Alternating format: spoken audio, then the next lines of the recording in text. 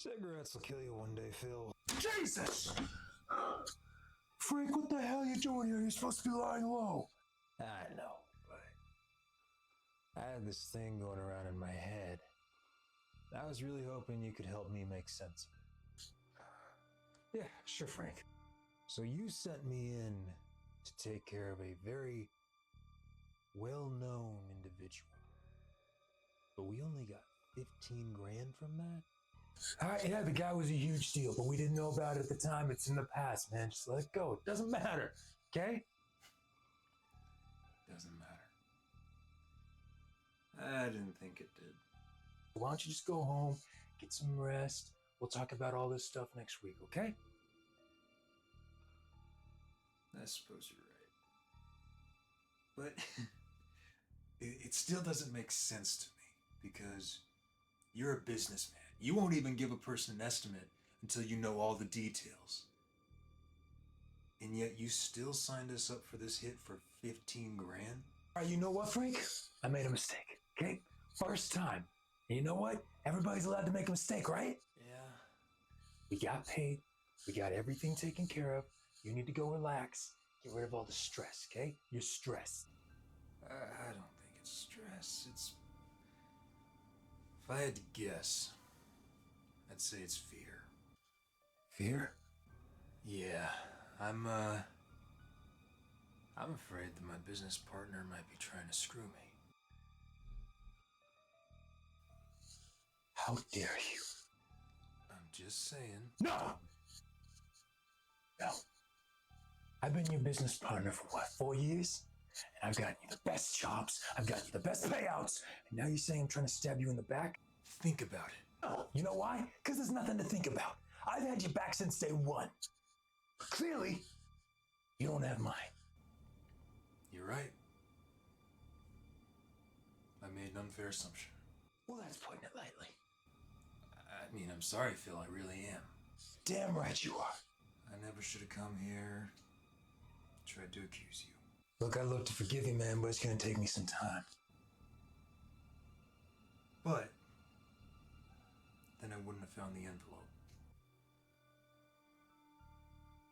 What envelope? The one I found on your desk. The one that has,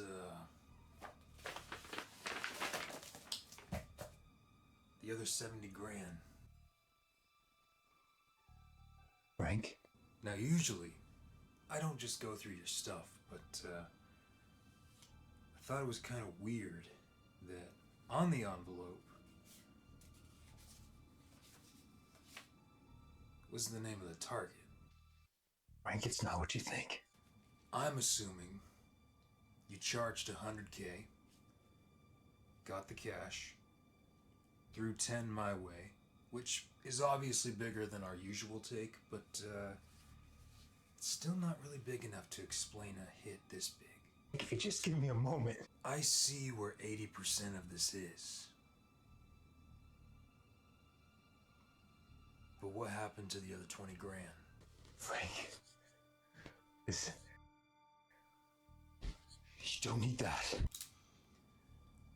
Phil, if there was ever a time to tell the truth, it's right now.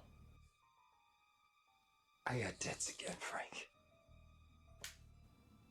Phil. Fell in with an old associate. She drew me back in and I'm in trouble. How much do you owe? 60. But I already paid off the 20 today. And with what's left in there, there's 70. There's 70. I can take 40 out, give it to him, and I'll give you every cent that's left over from the job. Every cent? Every cent. Every cent from the job? Every cent left of the 100 grand from the job. Phil.